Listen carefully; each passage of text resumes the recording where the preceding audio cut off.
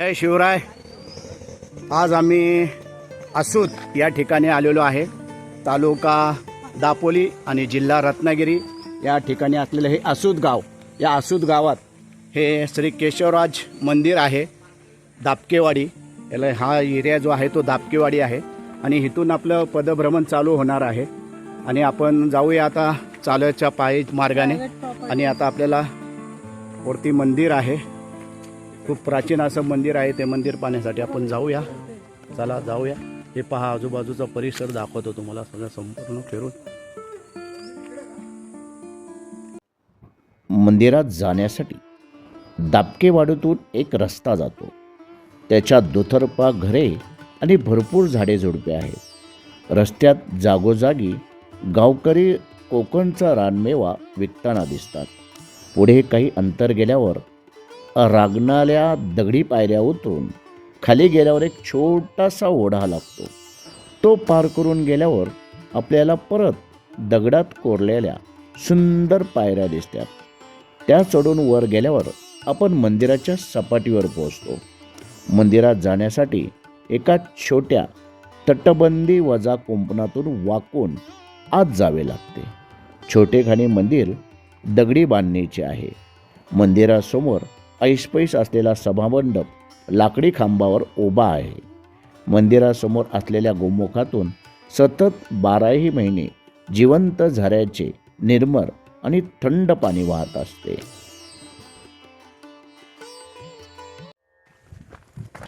जय शिवराय. आजची भटकंती आपली केशवराज मंदिराकडे आपली चालू झालेली आहे.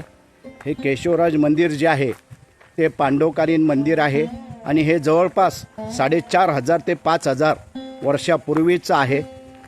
फार असं प्राचीन मंदिराला आज आपण भेट देत आहोत.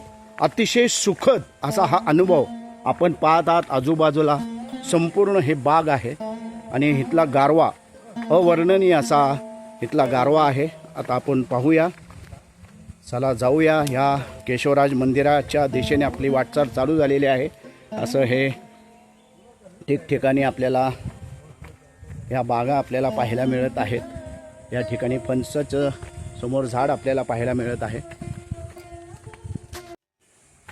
आज 11 एप्रिल 2026 या दिवशी हे पहा श्री केशवराज मंदिर. या ठिकाणी ही आपली ही जाणारी वाट. आणि आज माझ्याबरोबर माझे मामे भाऊ आहेत. आज आमचा आपण परिचय करून घेऊया.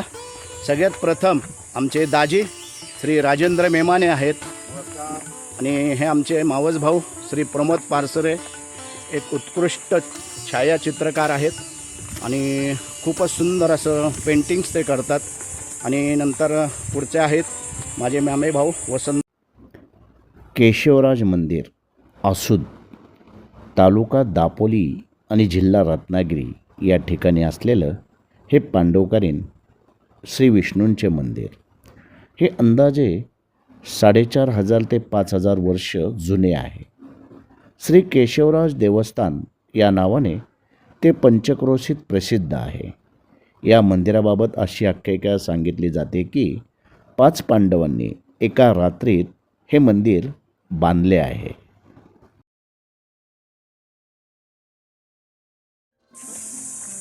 हे पहा, या मंदिराकडे जाणारी ही अतिशय सुंदर अशी ही संपूर्ण जंगलातली वाट आहे. कुठेही तुम्हाला उन्हाचा तडाखा जाणवत नाही आहे. अतिशय निसर्गरम्य असं हे ठिकाण आणि खूपच शांतता या ठिकाणी आपल्याला पाहायला मिळत आहे. आणि आपण एखाद्या सावलीतनं आपण आता चाललेलो आहे. हे पहा, अतिशय गारवा. बाहेर जर आपण गेलात तर प्रचंड असा उन्हाळा आहे, कडक ऊन आहे आणि या ठिकाणी प्रचंड गारवा आपल्याला दिसत आहे, वाटत आहे. मंदिराकडे चालत जाताना तुम्हाला एक छोटा पूल लागेल. हाच तो पूल आहे ज्याचा उल्लेख माननीय एन पेंडसे यांच्या गारंबीचा बापू या प्रसिद्ध मराठी कादंबरीत झाल्यामुळे तो अजरामर झाला आहे. नदीच्या पुलाच्या पलीकडे केशवराज मंदिराकडे जाणारा एक छोटा रस्ता चढणीचा आहे. या अरुंद रस्त्यावरून चालणे तुम्हाला अविस्मरणीय वाटेल.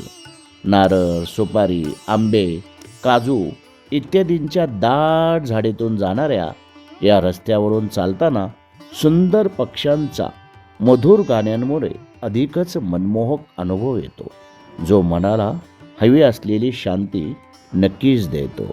आश्चर्याची गोष्ट म्हणजे रस्ता चढणीचा असूनही तुम्हाला अजिबात थकवा जाणवणार नाही.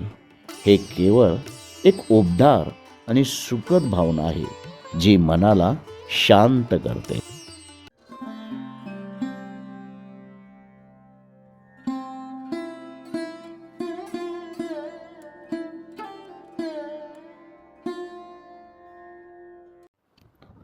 मंदिरापर्यंत पोचण्यासाठी भाविकांना एका घनदाट जंगलातून एक छोटा ओढा ओलांडून उंच नारळाची झाडे, सुपारीची झाडे आणि इतर स्थानिक वनस्पतींनी वेढलेल्या वाटेवरून चालत एक छोटीशी पायवाट पार करावी लागते. मंदिराकडे जाणारी ही पायवाट केवळ एक आध्यात्मिक यात्रा नसून निसर्गात रमून जाण्याचा एक दिव्य अनुभव आहे. ही थंडगार सावरीची पायवाट दैनंदिन जीवनातील धावपळीतून एक शांततापूर्ण निवांतपणा देते. आत्ता आपण दापकेवाडीला खाली थांबलो होतो. तिथून वरती येण्यासाठी एक पायी मार्ग आहे आणि एक रिक्षाने यायचा मार्ग आहे. ही जी समोर रिक्षा आहे या इथपर्यंत येते. समोरच्या पायऱ्या चढून आपल्याला मंदिर थोडंच राहतं आणि हा जो रस्ता आहे हा गाडी मार्गाचा आहे. या इथून गाड्या वरती येतात आणि या ठिकाणी रिक्षा पार्क केली जाते. पर माणशी 100 रुपये येण्या जाण्याचा असा चार्ज आहे. एका रिक्षात 3 जणं बसतात. एका रिक्षासाठी 300 रुपये आहे चार्ज. आणि इथं आल्यानंतर आता या समोरच्या पायऱ्या चढून आपल्याला वरती जायचं आहे. येतात हे पहा, हा पायरी मार्ग आहे आणि आपण त्या दापकेवाडीतनं चालू करतो खालून पायथ्यापासून. तिथून मंदिरापर्यंत जायला आपल्याला साधारणतः 270 एकूण पायऱ्या आहेत. त्या पायऱ्या पार करून आपण मंदिरात पोचतो. आणि हा गाडी मार्ग जसं मी मगाशी व्हिडिओमध्ये सांगितलं, साधारणतः 1 ते 1.25 किलोमीटरचा हा गाडीचा मार्ग आहे रिक्षाने येण्यासाठी. आणि आता थोड्याशा पायऱ्या चढून आपण मंदिरात आपला प्रवेश होईल. चला जाऊया आता आपण मंदिराच्या दिशेने. साधारणतः 270 पायऱ्या चढून आता आम्ही मंदिरापाशी पोचलेलो आहे. हे पहा, हे केशवराज मंदिर. या सर्व मंदिराची तुम्हाला मी माहिती या व्हिडिओच्या माध्यमातून देतच आहे. चला अजून आता आपण मंदिरात जाऊया. दापोलीच्या रमणीय निसर्गरम्य परिसरात वसलेले केशवराज मंदिर भारताच्या समृद्ध सांस्कृतिक वारशाचा एक अप्रतिम पुरावा आहे. हे रहस्यमय मंदिर महाराष्ट्रातील कोकण भागातील आसूद या रमणीय गावात आहे. त्यांच्या रंजक उत्पत्ती कथेपासून ते मनमोहक परिसरापर्यंत केशवराज मंदिर एक अद्वितीय आध्यात्मिक अनुभव देण्याचे वचन देते. तुम्ही मंदिरात प्रवेश करताच तेथील स्थापत्यकलेची भव्यता आणि बारकावे तुम्हाला निशब्द करून टाकतील. मंदिराच्या रचनेत उत्कृष्ट कोरीवकाम, विस्तृत शिल्पे आणि प्राचीन पौराणिक कथा सांगणारे सुंदर स्तंभ आहेत. मंदिराच्या मध्यभागी भगवान विष्णूचा दैवी अवतार असलेल्या केशवराजांची मूर्ती आहे, जी जगभरातील भक्तांना आकर्षित करते. दापोलीपासून सुमारे 7 किलोमीटर अंतरावर आसूद नावाचे एक गाव आहे. हे गाव नैसर्गिक सौंदर्याने नटलेले आहे. दापोली हर्णे रस्त्याने प्रवास सुरू केल्यास 6 किलोमीटर पुढे गेल्यावर आपल्याला आसूदबाग नावाचे एक सुंदर ठिकाण दिसेल. येथून उजवीकडे वळले की 15 ते 20 मिनटं चालल्यावर तुम्हाला केशवराज मंदिर नावाचे एक अत्यंत सुंदर ठिकाण दिसेल. केशवराज मंदिराची वास्तुकला कोकण प्रदेशाची वैशिष्ट्यपूर्ण शैली दर्शविते, जी साध्या पण मोहक रचनांसाठी ओळखली जाते आणि नैसर्गिक परिसराशी सहजपणे एकरूप होते. घनदाट झाडांच्या सानिध्यात वसलेले हे मंदिर किमान 1000 वर्ष जुने आहे. ही एक दगडी वास्तू असून ती आहे तशीच खूप सुंदर आहे.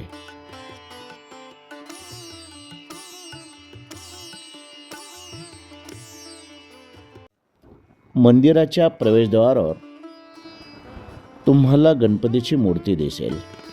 प्रवेशद्वाराच्या डाव्या बाजूला हनुमानाची मूर्ती आहे, तर उजव्या बाजूला गरुडाची म्हणजे भगवान विष्णूंचे वाहन मूर्ती आहे.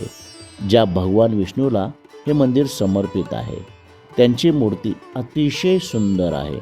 या मूर्तीला 4 हात असून प्रत्येक हातात शंख, चक्र, गदा आणि पद्म धारण केलेले आहे. केशवराज मंदिराची आता आपण प्रदक्षिणा मार्ग मारूया. प्रदक्षिणा मार्ग हा प्रदक्षिणा मार्ग आहे केशवराज मंदिराचा. या ठिकाणी आपण पाहत आहात हे मंदिराचं संपूर्ण फेरी आता आपण मारत आहोत. या ठिकाणी असलेलं गणेशाचं मंदिर, गणपती बाप्पांचं दर्शन घेऊन आता आपण मंदिराची प्रदक्षिणा मारत आहोत मंदिराला. मंदिराचे एक वैशिष्ट्य म्हणजे त्याच्या आवारात एक लहान तलाव आहे, ज्यावर गायीच्या डोकाच्या आकाराचे म्हणजे ज्याला आपण गोमुख म्हणतो दगडी झऱ्याचे तोंड आहे. पवित्र मानला जाणारा गोड्या पाण्याचा झरा या गोमुख रचनेतून वर्षभर वाहत असतो. हे पाणी डोंगरातून एका नैसर्गिक प्रवाहाद्वारे येते. हा प्रवाह एका सुंदर दगडी पत्र्याच्या रचनेतून मंदिरापर्यंत आणला गेला आहे. भक्तांकडून हे पाणी पवित्र मानले जाते आणि अनेकदा विधींसाठी वापरले जाते. हे मंदिर मानवी वस्तीपासून दूर वसलेले आहे. ही एक असामान्य गोष्ट आहे, कारण सामान्यतः भगवान विष्णूची मंदिरे मानवी वस्तीच्या मध्यभागी बांधली जातात, तर भगवान शिवाची मंदिरे मानवी वस्तीपासून दूर एकांतात बांधलेली असतात. त्यामुळे हे विशिष्ट विष्णू मंदिर एक अपवाद आहे. केशवराव मंदिराचा इतिहास अधिकच उल्लेखनीय ठरतो, कारण ते एका रात्रीत बांधले गेले अशी आख्यायिका आहे. कथेनुसार पांडवांनी देवांच्या सैन्यासह रात्रीच्या अंधारात अथक परिश्रम घेतले. त्यांनी एका रात्रीतच पायाभरणी केली, नाजूक कोरीकाम केले आणि मंदिराची भव्य रचना उभी केली. तथापि इतर स्तोत्रांनुसार त्याची स्थापना पेशव्यांच्या काळात झाली. त्यांचे मूळ काही असले तरी या विलक्षण कामगिरीने युगानयुगे इतिहासकार आणि वास्तू विशारदांना चकित केले आहे. हे पहा, केशवराज मंदिराची आता आपली संपूर्ण सफर पूर्ण झालेली आहे. या व्हिडिओच्या माध्यमातून मी तुम्हाला सगळ्या इथली माहिती दिलेली आहे. मंदिर कधीचं आहे ते सुद्धा सांगितलेलं आहे. आणि आता हे संपूर्ण मंदिर पाहून आता आपण परतीच्या मार्गाला लागणार आहोत, जसं आलं तसंच. चला तर हा व्हिडिओ आपण शेवटपर्यंत पाहिला त्याबद्दल आपले आभार. आणि चॅनेलवरती नवीन असाल तर चॅनेलला सबस्क्राईब, लाईक, शेअर आणि बेल आयकॉन क्लिक करायला विसरू नका, जेणेकरून माझी येणारी भटकंती सर्वातपर्यंत तुमच्यापर्यंत पोहोचेल. चला या ठिकाणी थांबतो. जय हिंद, जय महाराष्ट्र, जय शिवराय, जय केशवराज.